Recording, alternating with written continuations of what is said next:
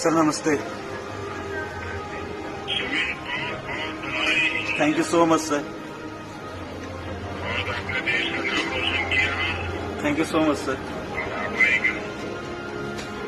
जीवन में इतनी कठिनाइयों के बाद भी आपने जिस प्रकार से जीवन को बढ़ाया है, जी सर। देश के नौजवानों को बहुत बड़ी प्रेरणा मिलेगी। जी सर। मेरी तरफ से बहुत बधाई आपको। Thank you so much sir. आपको तो परिवार में भी संकट है, उसमें आप सपने पूरे कर रहे हो, बहुत बड़ी बात है। Thank you so much sir. क्योंकि आपको और पूरी टीम को मेरी तरफ से बधाई भैया। जी सर। आपके कोचेज को, आपके सभी और जो साथी खिलाड़ी है, सबको मेरी तरफ से बधाई। जी sir, thank you so much sir.